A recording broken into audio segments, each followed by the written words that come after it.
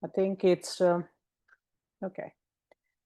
So it's time to start with today's talk. So good morning to all the audience. It's a pleasure to welcome you all here. And also in particular, I want to extend a warm welcome to our guest speaker today, Dr. Tommaso Alberti, who is a researcher at the National Institute of Geophysics and Volcanology in Rome. Tommaso will present his study on how different Cenozoic climate states respond to astronomical forcing. The talk is entitled From Warmhouse to Icehouse Feedback Tipping Point, Shifting Rules on Earth Climates. My name is Dorotea Iovino. I'm a senior scientist at CMCC working at the Institute for the Earth System Prediction, and I will be serving as moderator today. And as we usually do, I would start by taking a few minutes to introduce the CMCC Foundation to those of you who join a CMCC talk event for the first time. So if I manage to switch slides, probably here we go. So the CMCC Foundation is an independent research center committed to understanding the climate system and its interaction with societies. It was founded in 2005, so we just celebrated our 20th birthday. CMCC Foundation collaborates with a broad network of leading international organizations and research institutes.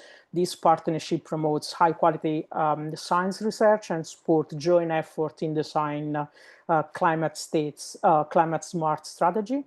Here you have example of some of the organizations CMCC is connected with. For example, at European level, I can mention the strong collaboration with Copernicus. Copernicus stands for European observation component of the Earth observation component of the European Union Space Program. I also can mention, for example, the CMCC is the inter-Italian focal point for the IPCC efforts. Our mission in a nutshell is to bridge climate modeling and the real-world solution. So we build on the modeling expertise to advance climate research through a multidisciplinary approach by integrating climate models, impact assessment, and environmental economics. CMCC aims to support science-driven adaptation and mitigation strategies. To integrate all this area of knowledge and expertise on climate-related issues, CMCC has developed a complex internal structure, which includes 3 research institutes, 4 strategic program addressing frontier topics in climate research, a computing infrastructure fully dedicated to climate modeling and climate data analysis, and the other 2 recently established centers that focus on digital innovation and education and training. Those are the 3 institutes. The Institute for Earth System Prediction that focuses on addressing key social relevant questions in climate science, advances seamless Earth system prediction across variety of scales in space and time, from global to local and spatial scales, and short-term forecast and multi-decadal projection. Then we have the Institute for Climate Resiliences that engages in research at the interface of climate, ecosystem, and society. It supports both operational and long-term strategic decision-making. And in the end, we have the European Institute of Economics and Environment that operates at the intersection of environmental science and economics, evaluating the sustainable strategy to address climate change and other major environmental challenges. The research activities of these 3 institutes is further enhanced by these 4 cross-cutting strategic programs. They are designed to address emerging and high-impact topics. So we have the integration of planetary biogeochemical industrial carbon cycle, the global coast as a new frontier, predicting social economics impacts on climate change, and integration of artificial intelligence, machine learning into the modeling chain. And as mentioned earlier, CMCC also operates 3 new centers. Actually, the first one is it's well established in the past, is on the HPC, high performance computing. It may just manage all our computing infrastructure. It's fully dedicated to climate science, ranks among the most powerful system in Europe for climate modeling and data analysis. Then we have the Advanced Digital Innovation Center. There is a hub within CMCC dedicating to application of digital technology such as big data management, digital modeling, or artificial intelligence application. And in the end, we have the Advanced Training and Education Center. They focus on knowledge transfer. So it promotes education, training, outreach activities for the new generation of scientists, but also for decision makers. And then, before giving the floor to our guest, just a quick reminder for the audience. You won't have access to microphones and cameras during the talk. So if you have comments and questions, please use the Q&A session. I will read through in the end of the talk. And say that it's again a pleasure to introduce Dr. Tommaso Alberti, who is a physicist with a strong interdisciplinary background. He got his PhD in physics from University of Calabria a few years ago. He's currently, as I say, a researcher in INGV. He works combining physics, statistics, and data science with a strong focus on understanding complex systems across multiple scales in space and time.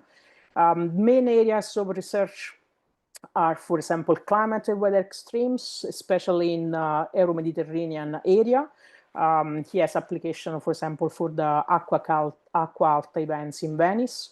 As we'll see today, he works on tipping point in identification in complex system, where he developed a statistical tool to detect bifurcation and transition across system, such as the climate one. He has very long record of publication, so if you want to know more about his work, there is a lot to read. And I also want to mention that Tommaso was awarded in 2022 the EGU Outstanding Early Career Scientist Awards for the nonlinear processes in geoscience for the research in data analysis and modeling. So I will stop talking, I will stop sharing, leaving the floor to Tommaso. So it's very pleasure to give you the word. Thank you, Dorotea, for the nice introduction, and to the organizer for inviting me. I think you should see now my screen and also in full screen, right? Yes, we do.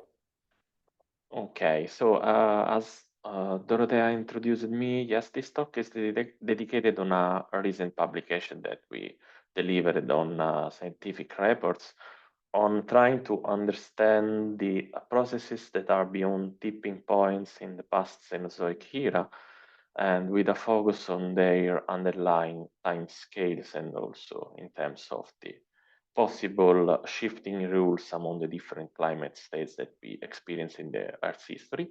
And this is a publication which has been co-authored by our president of the INGV, Fabio Florindo, Hilco Rolin, Valerio Lucarini, and Davide Faranda. As Dorotea was saying, my interests cover more or less the dynamics of the geoscience systems across multiple time scales. I'm recently focused on extreme weather events and in particular impacts of climate change on the severity of these extreme weather events with application on the Euro-Mediterranean regions and also impacts on several sectors like the aqua alta in Venice, and recently also focus on aviation, and in particular I'm involved into the climameter framework that tries to provide an understanding of extreme weather attribution in changing climate. And we are now also developing a companion climameter, which is turbometer, which is related to the impacts on aviation with different focus, not only on the turbulence on eye level, but also focusing on airport operations. Then my initial background was on working on turbulence for both plasmas, near-Earth environments, and particularly also natural fluids, atmosphere, and laboratory fluids. And for the statistical part, as Dorotea was mentioning before, I am interested in understanding tipping points, and in particular to find some possible new statistical tools to detect bifurcation and transition into between metastable states in complex systems like the climate, but also the epidemics. So very few words about what is a tipping point, which is a critical threshold that beyond which a system can undergo a sudden shift into its dynamical state. And in particularly in such cases like the climate system, we can move from one stable state to another one, leading a bifurcation and passing through a different completely state that can lead on long-term transitions and also effects on both long-term and short-term variability. This is the simple schematic way when you have a system feature like external forcing or also the internal dynamics that depends on a control parameter, and that leads to this bifurcation diagram, which is an irreversible point of no return. So this is exactly the tipping points when you can move from one state to the other one without having the possibility of coming back. While there is the possibility also that some systems have some reversible transitions, and so in this case you are able to again act on the control parameter to restore the initial state. And this is a simple representation of what we are experiencing now with global warming and anthropogenic climate change, where we have some kind of control parameter which is related to the anthropogenic forcings that can lead critical transition that sometimes can be irreversible one. And in a simple description in terms of mathematics, the simplest description is a bistable system when you have a system variable x, which can be the temperature, can be the pressure, can be every variable that you like that describes your system, and whose time dependence is forced by a potential b, which usually is represented as a polynomial expansion of the fourth order. In this case, you have 4 stable states and 1 unstable state that lets changing the parameter a, b, and particularly c, that led the possibility to make transition between the two states of the system. And there are different types of the tipping points. The simplest one is the noise induced. So you have something which you have a climate state here, so you have fluctuations around a specific time, specific states, and then you jump into a new state due to the noise. So the simplest equation is this one. So again, you have the potential well, and then you have the noise that acts as a force in moving the system from one state to the other one. Another classification is bifurcation induced. So you have no noise, and the transition occurs because you change the parameter that is beyond the first order expansion of your potential. And in this case, you are changing the shape of the potential function, and the system moves from one state to the other one. And then you have also some possibility to the rate-induced tipping points, which means that you have an external forcing, a function of the time that moves your potential on the left or on the right, and for this reason you will change from one state to the other one. What is interesting in the climate state is that typically you can have all these type of tipping points depending on the scale you are focusing on, and also depending on the different components and forcing that are present into the climate system. So what is interesting in terms of tipping points is to try to find some kind of early warning signal to detect the bifurcation, the occurrence of the bifurcation. And typically, this critical slowing down system is made by simple measure like the autocorrelation function or the skewness or the variance. So when you have some kind of system like climate variable or also difference, for example, mean sea level or climate system, you can see that when the system approaches a bifurcation point leading to one state to the other one, before when the state transition occurs, typically you observe an increase in the autocorrelation function, especially the leg 1 autocorrelation, and this means that you are moving towards a state which is quite similar to the previous one. If you observe before the transition an increase in the skewness, which is the third order moment of the probability distribution function, this means that there is an asymmetric change. So you have typically EV tails, and this is mostly related to the occurrence of extreme events or rare events. Finally, when you have instead close to the bifurcation an increase in the variance, this means that you have an increase in the variability and in the intensity of the fluctuations of the field that can occur when you have increase in the forcing or external or internal forcing to the system. So an interesting example, which is widely investigated, is the AMOC case, or the Atlantic Meridional Overturning Circulation. And I'm showing here some recent results obtained by Dietersen in 2023, which focuses on the sea surface temperature anomalies over this specific region that includes the subpolar gyre.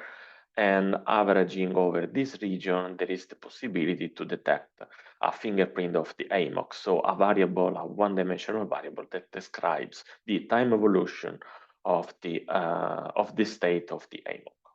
And what is interesting is that they found that by looking at the variance, the autocorrelation function, and also some parameters which are related to the shape of the potential function, all show an increase or a decrease. That means that we have increasing variance and autocorrelation suggesting that the AMOC is approaching a tipping point, and by letting future projections of this type of bifurcation, they conclude that the collapse of the AMOC could occur around 2057 with a large variance of error between 2040 and 28, based on the current emission trends of the global warming. And as you probably know, a collapse of the AMOC will trigger severe and irreversible climate impacts, not only over the specific region, but in particular in the Euro-Mediterranean region, and in terms of the weather extremes and also the climate of the region. And as you probably know, there are a lot of tipping elements because the research in tipping points and tipping elements has growing during the last decade. And you can see that depending on the future emission trends of anthropogenic global warming, we can see that some tipping elements can collapse within one scenario or within more than one scenario. The idea is always that you have a system which is described by two potential well, and changing the shapes or of the potential well, but also the shape of the whole potential function, you can move from one state to the other one. But what is interesting and important to note is that if the system is being forced toward a bifurcation point, you can see that moving from two state to a new potential state, which is characterized by a single well, and this means that the tipping point is irreversible. Concerning our region, we are concerning about the Atlantic Meridional Overturning Circulation, but also the loss of the Greenland ice sheet that could increase the sea level up to meters with respect to now, and also change, of course, the meteorological conditions and the climate impacts of the Europe. But there are also some other tipping points which seems not to be related to the climate, because they are not related to sea level rise or atmospheric parameter, but that instead directly influence the climate variability, like the rainfall in the Amazon, and also the vegetation of the Sahel and the seasonality of the monsoon. So the concepts that are beyond the tipping points are based on complex system and dynamical system, and they are really easy. And for example, the concept of recurrence, which means that this is the tendency of a system to revisit certain states, is not a new concept. It's based on a concept developed by Poincaré in early 18th, so in the 80th century. It's not new. Another important concept is the residence time, which is now connected with we call the resilience. So the residence time is the duration that a system spends in a given region of the phase space, or in a given climate state, or a state for a specific system, and understanding the persistence of a system is important for regime shift in terms of the potential.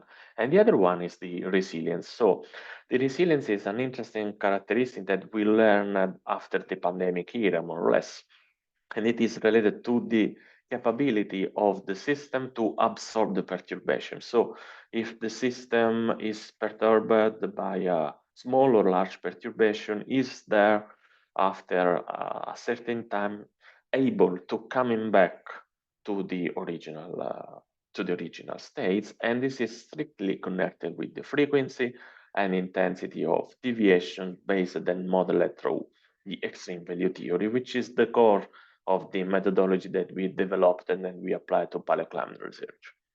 So indeed, the extreme value theory provides the statistical framework to quantify the likelihood of rare or high impact events to surpass a specific threshold and to lead bifurcation.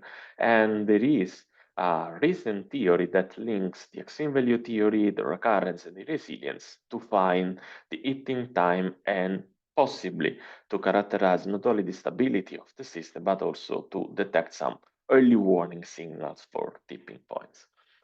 So the difference is that typically extreme rare events can be described in a statistical framework. So you define a framework for determining typically the probability of occurrence of events that are large or small with respect to certain threshold.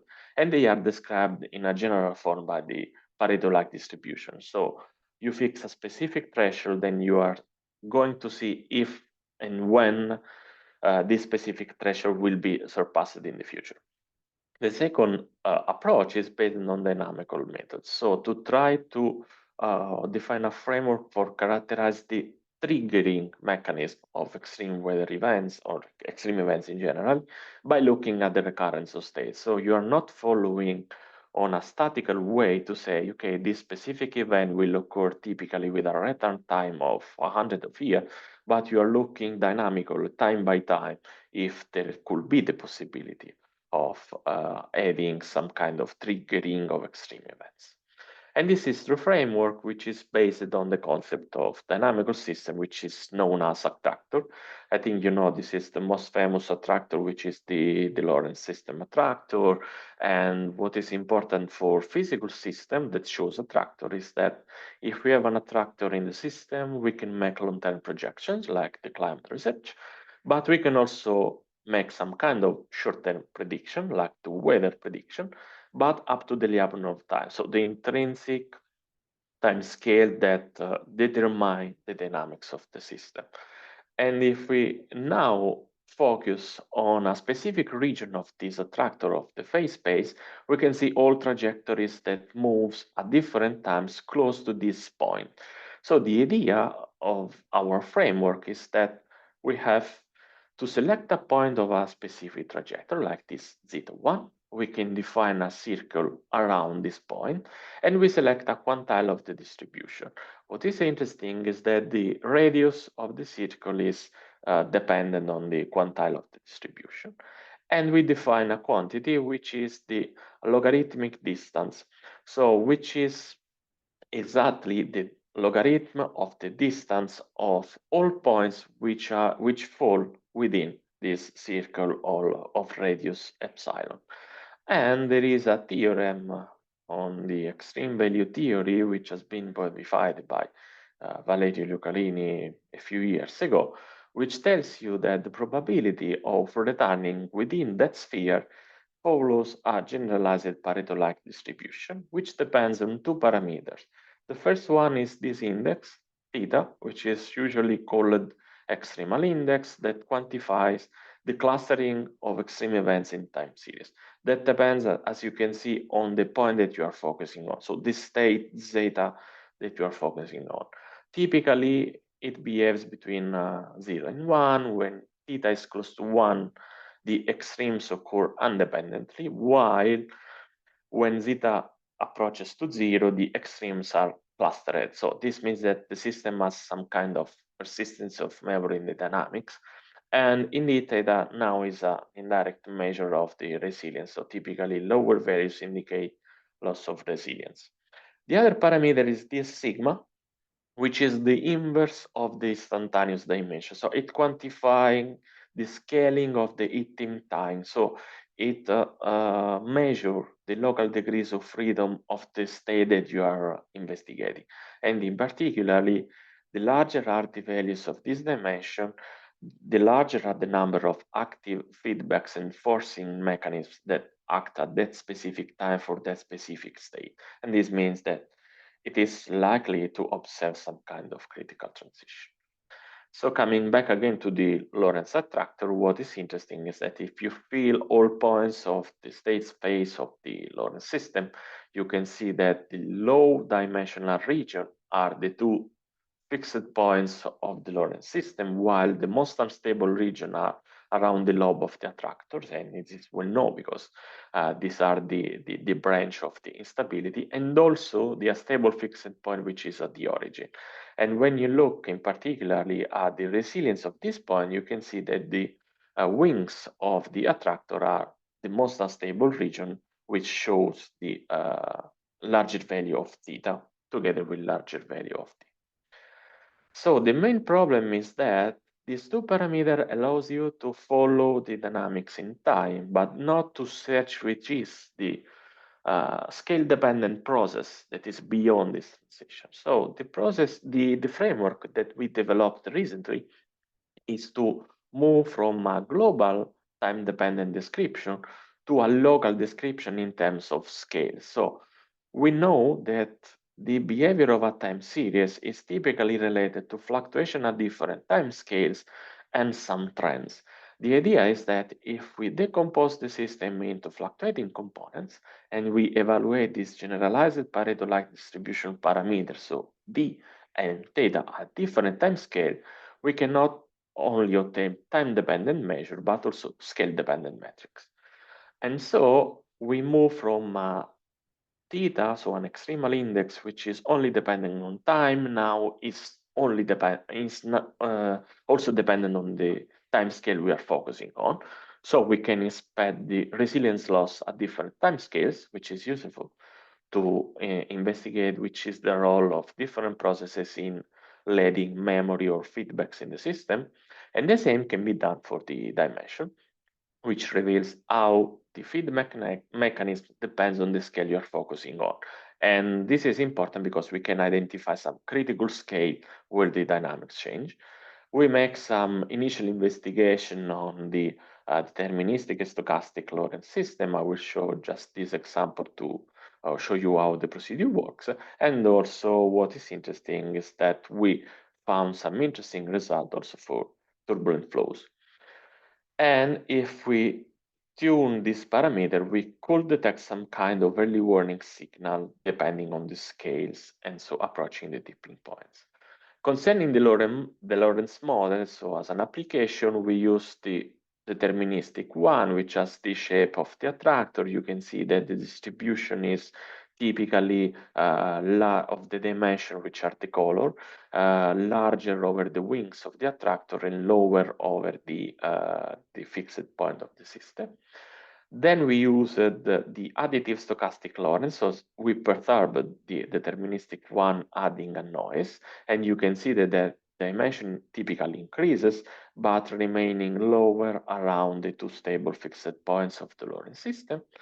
And the third example, we use also a multiplicative stochastic noise, so where we perturbed the deterministic model with a multiplicative noise.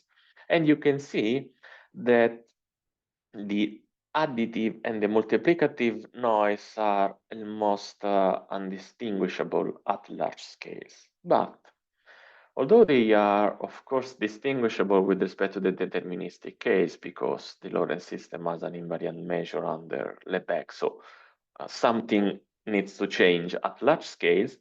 What is interesting is that if we focus at the Lyapunov scale, so the system that determines the predictability of the Lorentz system, we can see that the shapes of the phase spaces changed, but also the distribution of the dimension.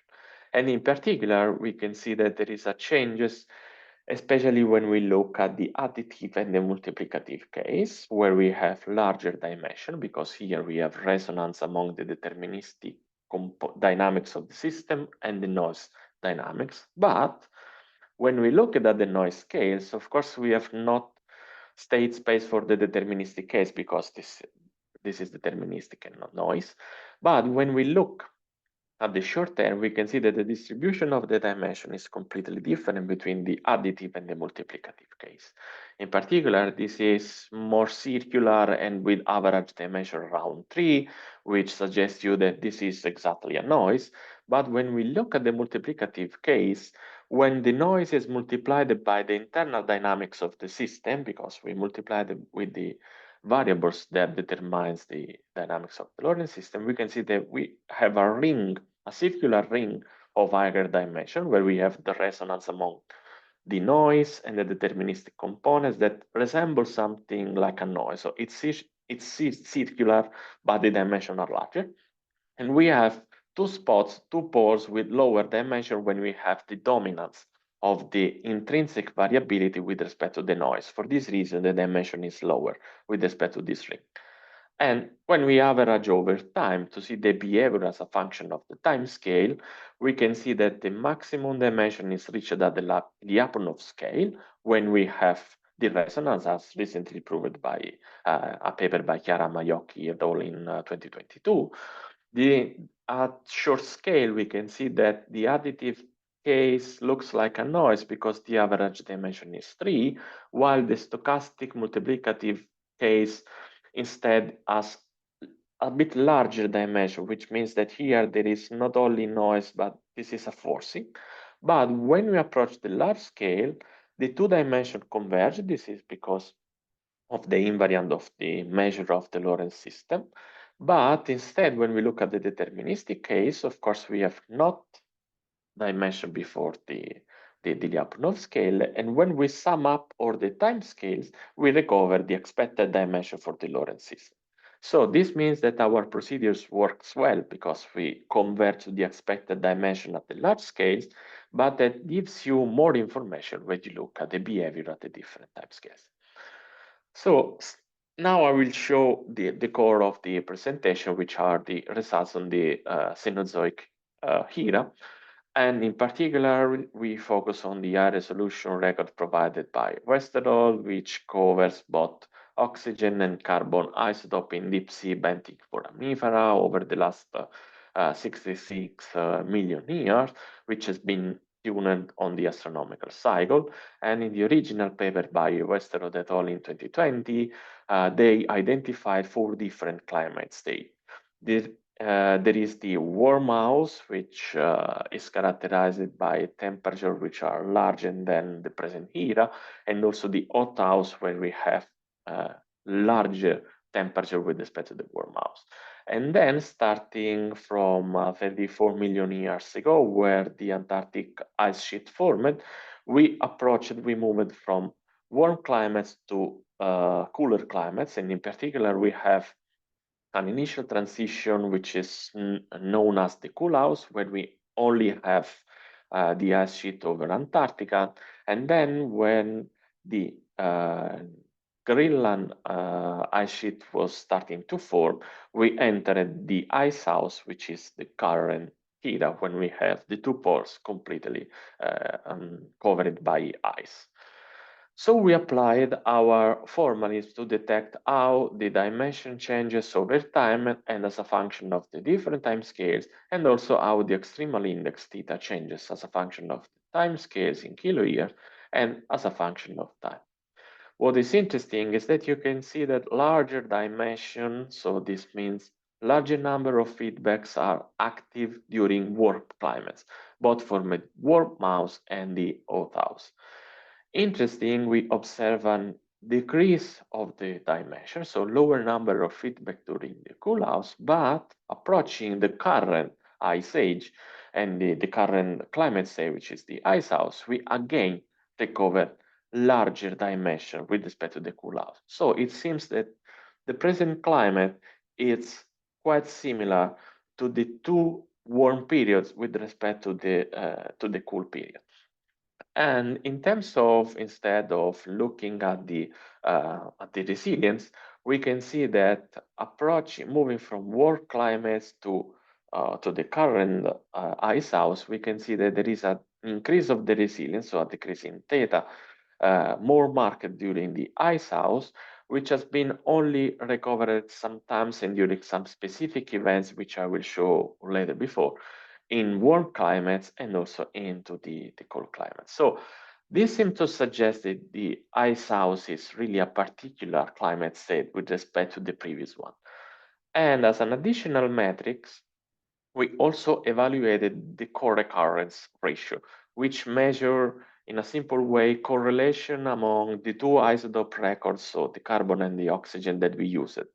And what we can see is that, again, apart some spots into the previous climate state, most of the correlation, so the relation among oxygen and carbon, are found during the current Icehouse period with increasing value, which means more coupling between oxygen and carbon isotopes. So when we look at the average dimension, what we see is that if we focus at the Icehouse, we can see that there is a decrease of the average dimension with respect to the time scale. So this means that the dominant variability of the Icehouse is around the precession scale. When we look at the Warmhouse, mostly we observe the same things, so a decrease of the dimension, although the dimensions are lower, which means that in the Warmhouse there is a reduction of the number of active components. Again, there is a predominancy at precession scale or shorter one. When we look at the Coolhouse, we don't see a clear dominant time scale. We observe more or less a constant behavior across all time scales. So this suggests that the Coolhouse is not dominated by that particular feedback. But when we look at the Icehouse, so the present climate state, we can see that there is a peak around the obliquity and the eccentricity time scale, which is in agreement with the fact that now there is a quite rhythmicity among 41 and 100 kiloyear variability in the glacial and interglacial variability. And what is interesting is that with respect to the previous climate states, the Icehouse is characterized by a larger number of features. This means more probability for critical transition to occur. By looking at the resilience, we can see that almost the Icehouse, the Warmhouse, and the Coolhouse behave similarly with a decrease of the of theta as a function of the time scales. But when we look at the Icehouse, this decrease is more marked. So this means that there is a greater loss of probability of loss of resilience in the Icehouse with respect to the previous periods. And when we look at the average variability of the co-recurrence, so the coupling between the oxygen and carbon isotope, we can see that again there is a peak around the Milankovitch scales for the Icehouse, which is not present among the Warmhouse, the Icehouse, and also the Coolhouse. So altogether, if we look at the increasing time scale and the distribution of the dimension and the extremal index, this seems to suggest that we have a peak of higher dimension for the Icehouse. We have a peak of lower dimension for the Coolhouse, and typically the Coolhouse at both precession, obliquity, and eccentricity resembles a bit the Warmhouse and also the Icehouse, although for the Icehouse we have a bit larger number of feedbacks. And also in terms of the resilience, we can see that the probability distribution of the extremal index is almost the same for the Coolhouse and the warm states, where we have a decrease of the expected value for theta when we move around the precession, obliquity, and eccentricity scale for the Icehouse. So if we now rank the 4 climate states, not only in terms of the temperature and carbon presence, but also in terms of resilience and feedback mechanism, we can see that the Coolhouse is the most resilient one, which is also dominated by a lower number of feedback that increases and also decrease the resilience for the Warmhouse and the Icehouse until we reach the Icehouse, which is the climate state, which is dominated by the larger number of feedback and with the most probability of having loss of resilience. And if we focus on specific tipping, and I'm going towards the conclusion. We can see how warm and cold tipping and the present tipping behave differently.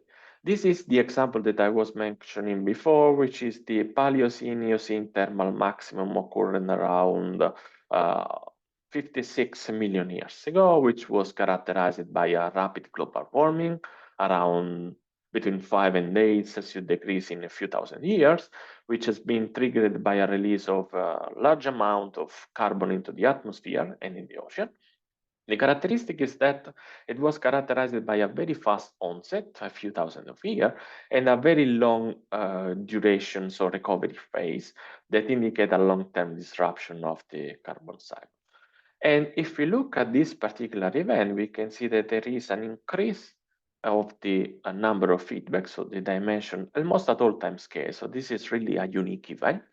There is a large decrease in terms of the resilience, especially at long time scales, but also here at short-term time scales. And there is a strong coupling between carbon and the oxygen isotope. But why this specific event is important? Because it is often associated as a geological analog of the current anthropogenic modern global change. And we can see how this warm tipping behaves in terms of the metrics that we developed. When we focus instead of a cold tipping, so when the Antarctic ice sheet was formed around 34 million years ago, where surface temperature dropped by 3 to 5 Celsius degrees globally, with a quite rapid onset and a long-term recovery that leads then to the cool house and the Icehouse. We can see that again we have a strong coupling between the oxygen and the carbon isotopes. We have a loss of resiliency, especially on the long-term time scales, because the process was long. But in this case, we are not typically increasing the dimension. So this means that a cold tipping behaves differently from a warm one because we have not increased in the dimension. But when we look at the modern or the next tipping, if we focus on the mid-Pleistocene transition, which was a period between the 1.2 million years ago and 600,000 years ago, where we have a transition among an obliquity modulated before the transition, so 41 kilo-year oscillation before and 100 kilo-year oscillation in the present time, we can see that this should be something that is not a cold tipping, neither a warm tipping, because here the behavior is oscillating almost regularly. We can see that during the whole Icehouse, we have a decrease of the loss of the resiliences because we have decrease in theta.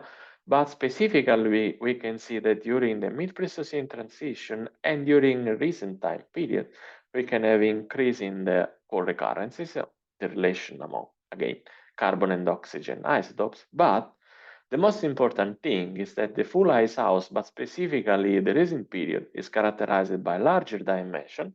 So this means larger number of feedbacks, not only at long-term time scales, not only at the obliquity and precession and eccentricity time scale, but recently also at the short-term time scales. And this is important because this is the first time where this short-term increase of the feedback occurs in the geological era of the Earth.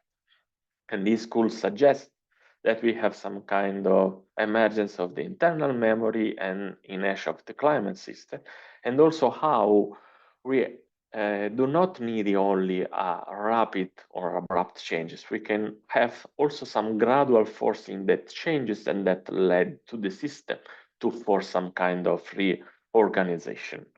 So concluding, what we see is that now we have classified deeper the different climate states in terms of the primary mode of variability. So we can see that moving from warm to cool climate state, we typically move from precession dominated modes to obliquity and eccentricity dominated ones.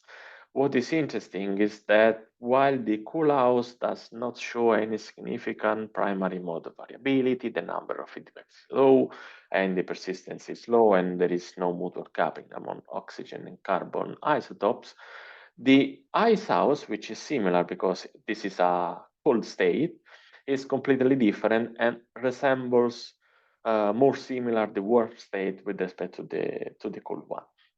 So the main conclusion are that we cannot have a simple and a unique model of the interconnected feedback to reproduce the full variability of the Cenozoic paleoclimate. But what is interesting is that we learn the tipping points that occurred in the different geological history of the Earth depend on the scale, depend on the interconnected feedbacks, and also depend on the nature of the climate state. And cold periods are not exactly equivalent, but the current icehouse is more similar to the warm period. And indeed, the icehouse of the present era is losing resilience faster with respect to the previous geological state, with a stronger coupling among system components, and in particular oxygen and carbon isotopes co-recurrence. And this is important if we think on the anthropogenic global warming.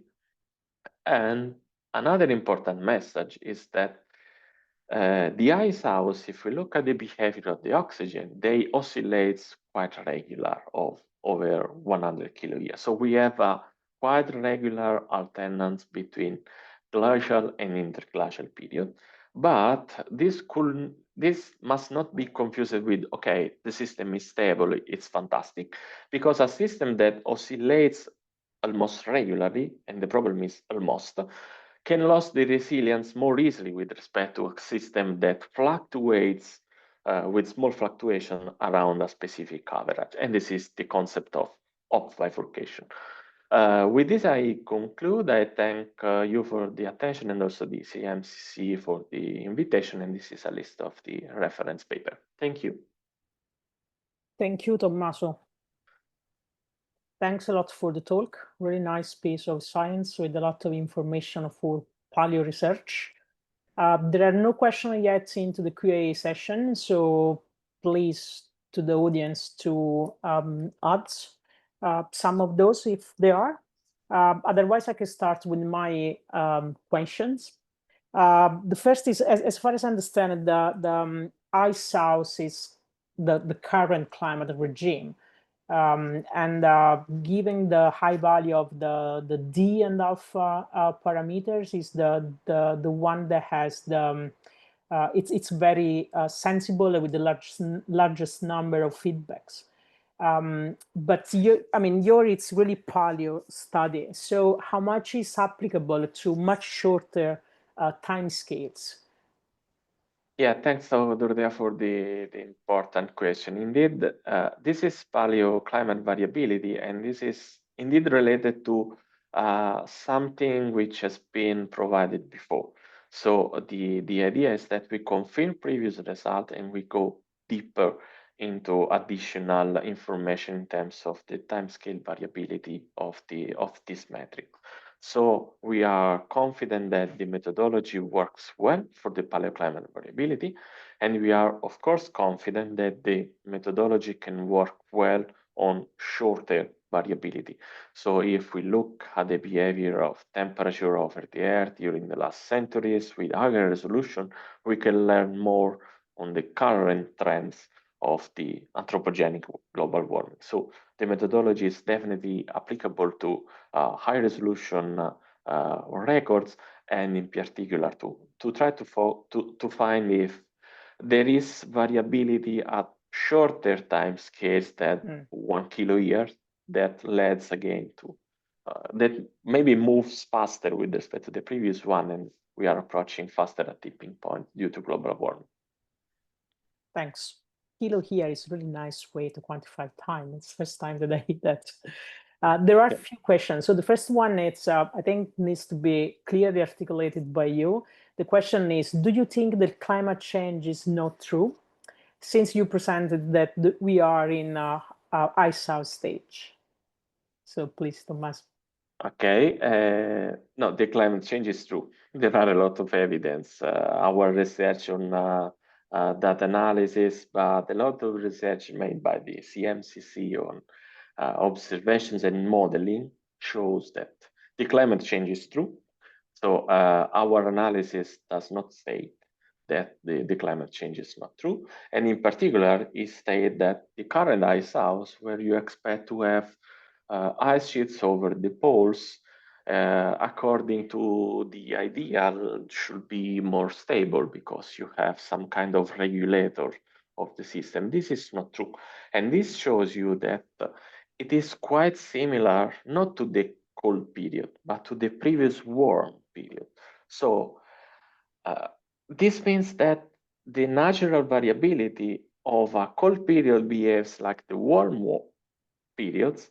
And if we add warmer variability due to the anthropogenic global warming, of course, we destabilize more easily the system.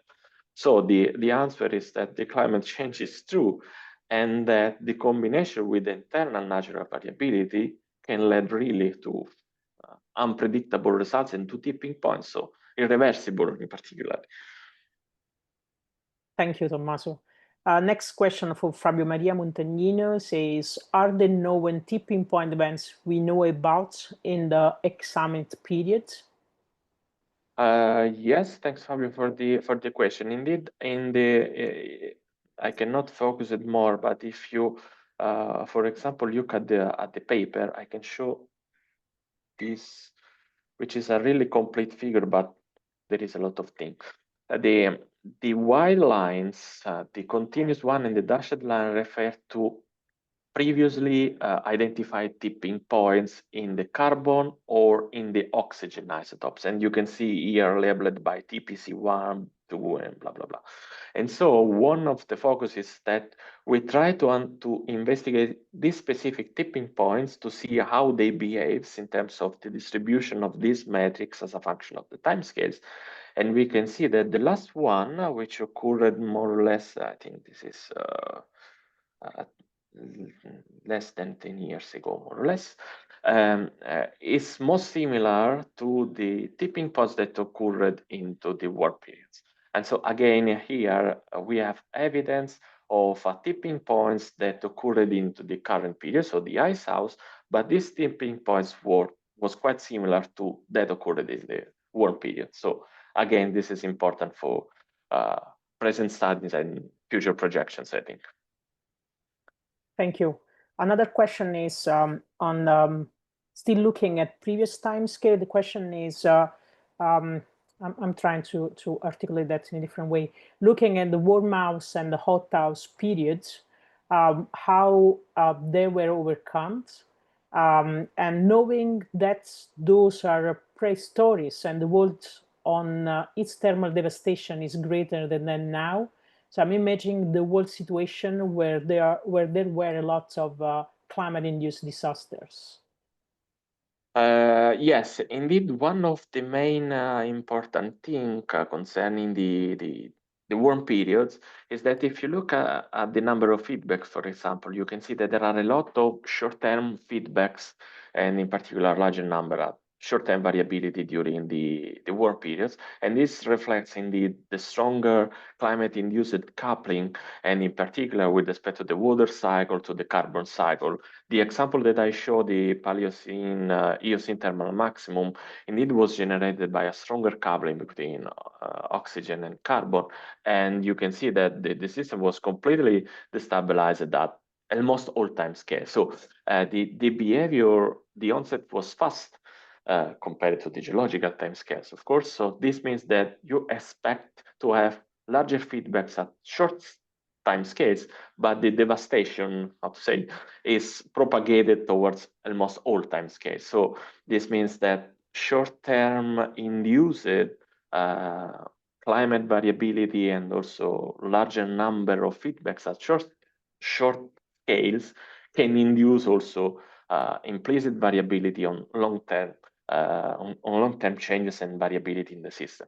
This means that you can have a tipping point that typically starts at the short scales, but that behaves as a long-term variability. So to recover, you have to wait for a long time, and sometimes this time is really infinite, and the main problem is that this is irreversible.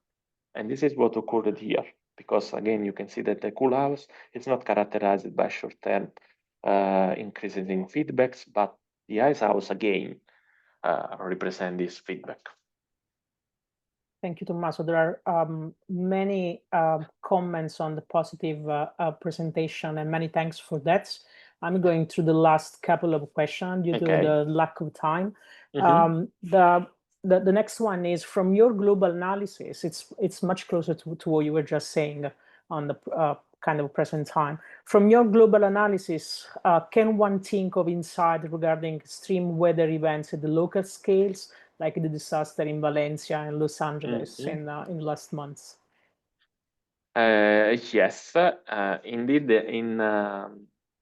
In my research focusing on extreme weather events in the climameter framework, for example, we clearly observe that we have a short-term variability which is modulated by global warming, and sometimes is modulated by positive phases of the ENSO, of the AMO, of the PDO, or any other climate variability.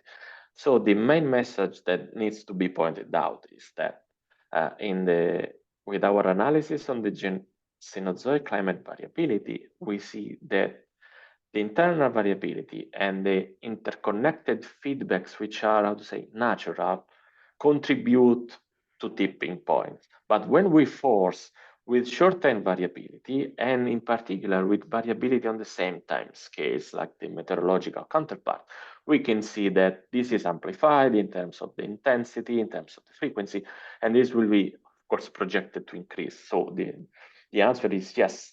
The extreme weather events, of course, contribute possibly to shifts of the climate states.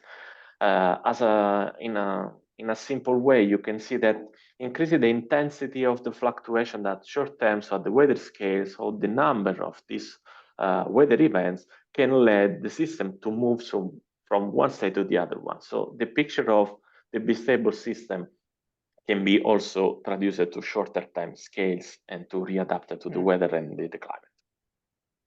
Thank you. I think I'm going to conclude with the last question that comes from me, but also include other comments that we have into the Q&A section. You mentioned the work on the AMOC, was the paper from Dietlevsen and Dietlevsen in 2023, and that's in oceanography community. It was kind of shaking a bit mainly because the comments that the community had was on the preprocessing of data, on the indicator that was used. So the question that I have is, how much of the choice of your decomposition methods, the uncertainties of your data, and also the preprocessing of your time scales, time series, actually can condition your results? So noise, regular sampling, and then data uncertainties on top of that. Yeah, this is really an interesting question, Dorotea. Okay, when we decompose, the original idea beyond decomposing the time series is that in this case we can identify lack in the Lorentz system, the contribution of the noise. So we can, in such a way, filter out noise component or deterministic component. So if you look at the timescale dependency, you are more confident on the results, because you can really say, okay, these are dimension around 3, so mostly this is noise. So in such a way, you can mitigate the results that you obtain using the whole time series. And the second thing is that we are trying also to apply this formalism to model output of the AMOC, because I know from people working on the AMOC, and you are more expert than me, that there is not too much agreement among the different models. And in particular, if you slightly change the initial condition, you will have that the AMOC will collapse or not in the future. And this is, of course, intrinsically because the system is chaotic and it is complex. And so if you look at the model behavior, and in particular the full parameter space, then focusing on a single time series, you can have more reliable results. And you can also take into account the uncertainty, because in this case, indeed, we evaluate the average time scales with an error, and also the dimension are estimated, if you see this one, as an error. So we can imply the resolution and the errors on the timing and also on the data to try to find a confident interval for the value that we obtain. So yeah, I think it could mitigate some effects that are related to the details and details in paper. Okay. If you give us another of your minutes, Tommaso, there is a nice question. They open to the future. So I would like actually you to comment on that. Is it possible to use this approach and data for forecast of future climates, even a short or longer term time scale, combining natural oscillation with anthropogenic forces? Yes, we are trying now for the first time, as I was mentioning before, with the AMOC model, so the projection of the AMOC. So I think the main aim of the paper was to use, as I said before, a record where we know almost everywhere. And although we know almost everywhere, so the alternance between different climates there, the occurrence of tipping points, we learned more in terms of the time scales and the dominant feedback. So the answer is yes, of course, we can use for modeling procedure and also for climate projection. And I think that if we have projection not only of the for the full model resolution and for the full model components, of course, we can do this analysis, but we can also do the analysis separately for the anthropogenic warming and the projection of the natural variability to see if the sum is exactly what we expect. Because I think no, because this is a complex system. And so the sum of the two effects is not exactly what we observe in the data. So it will be really interesting to do. So that's next step. Yeah. Thank you, Tommaso. Thanks for your time. Thanks for the talk. I also thank you, the audience, for attending and for the nice comments and questions that I have. The presentation will be available through CMCC channels, so the registration will be freely shared. We had actually people asking for that and for the slides. So again, Tommaso, thanks a lot. Thank you for this nice piece of work. And see you to the next CMCC talk event.